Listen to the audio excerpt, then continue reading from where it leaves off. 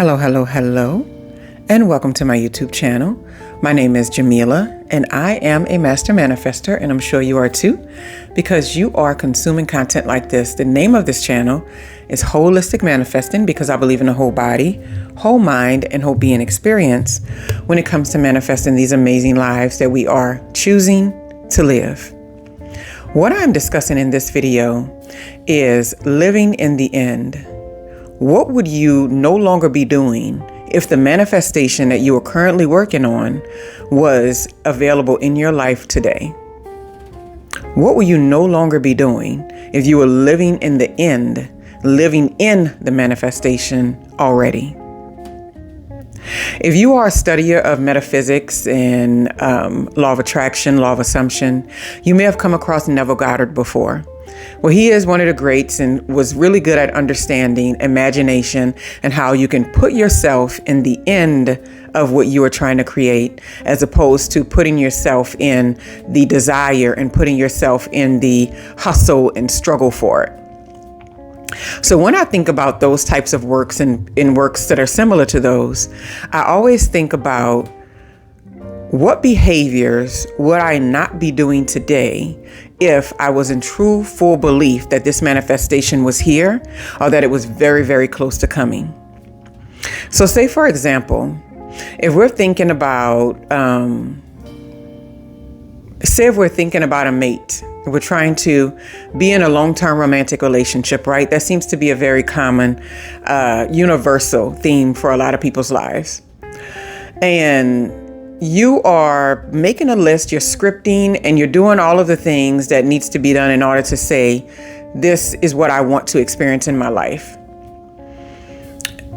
What would you not be doing if you truly felt that that mate, that romantic partner was already in your life, or was circling the drain, or if they were right around the corner?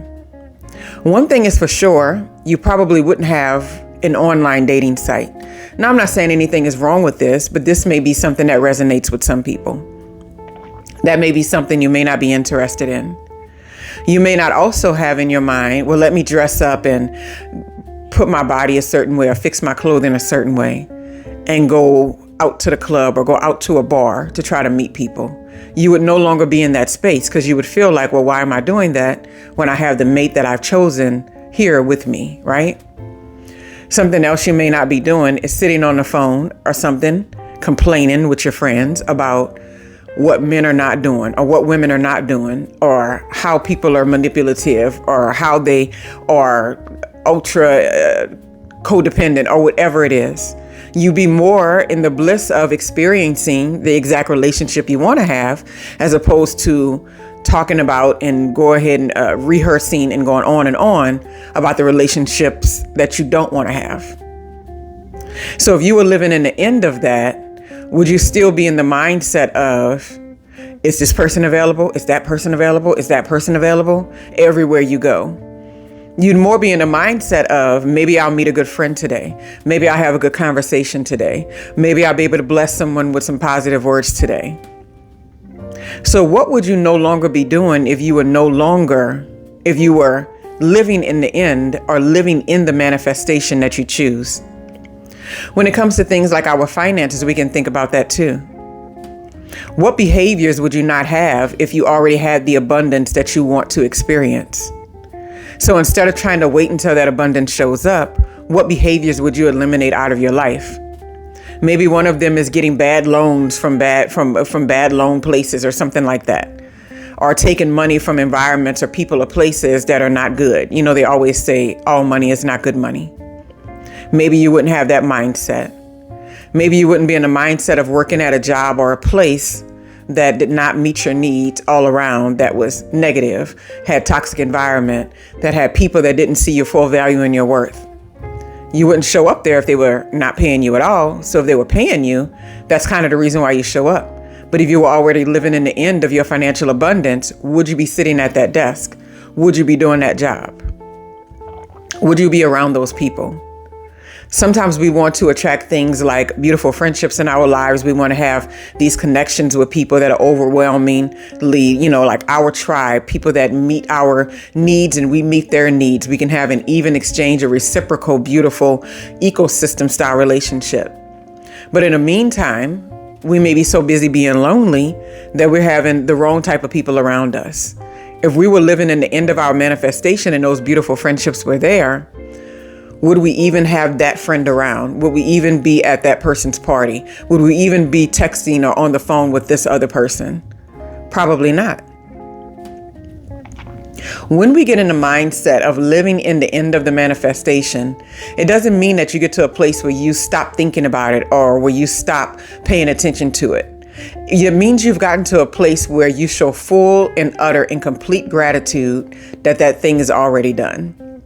So when you walk up to a vision board or you start scripting or journaling, you don't go into it thinking, oh, I can't wait till I have these things, with full-fledged hustler, survival, desire going on inside of you.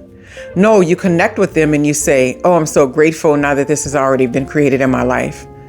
I'm so grateful for this. I've mentioned the other day that I love to make affirmations where I mix in the things that are actually currently happening in my life and then the things that are manifestations that I would like to see happen. And so when you're listening to it, you would never know which manifestations I have and which ones that I don't. It all sounds like it's in current time. So if you were living in the end, what behaviors would you no longer be doing? So even if you're talking about something like a romantic partner, would you still be doing things like hookups and stuff like that if you were living in the end of having that romantic partner? A lot of people think that they can have hookups and like casual sex and casual encounters while they wait on this amazing, beautiful person that they want to experience. It doesn't work like that. That's a lower vibration activity. So the type of person that you want to experience is not going to show up for you when you're interacting with other people on a low level. We think that we can hide versions of ourselves from the other half. Like if this version is on this high vibration, I can let this version be on a low vibration.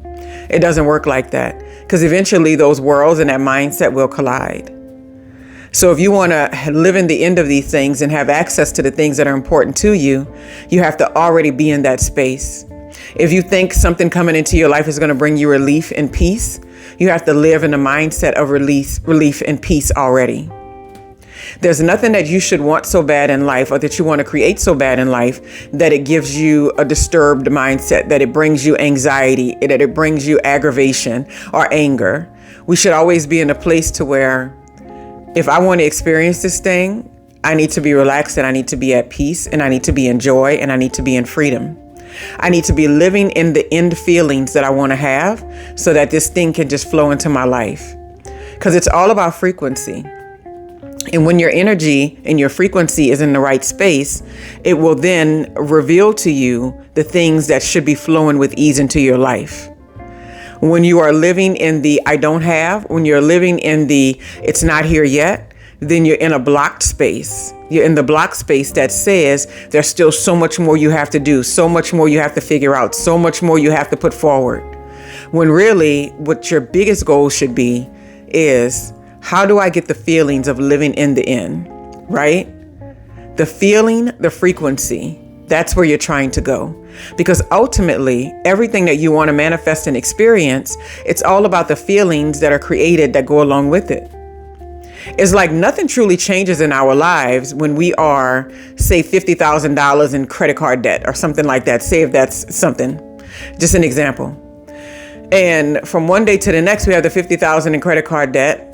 There's nothing physical or nothing real that's actually changing in our life and our space. But the way that we think about it changes everything. So what you really want is financial relief. What you really want is abundance. What you really want is freedom and peace from thinking about that $50,000 worth of debt. Even though it can't jump out of the computer, the numbers can't come jump in your lap and strangle you while you sleep. You can allow the thoughts to do that, but the numbers itself can't do that. So what you really want is the feeling of knowing that it's taken care of on the other side. So I challenge you, what if you had that feeling? What if you had that abundance? What if you had that created that ease before the ability to pay off that debt actually showed up? That is where you want to land yourself. That is where you want to be. If you are able to live in the end, what behaviors, what attitudes, and what emotions would you no longer be doing? Have a wonderful, wonderful, wonderful day.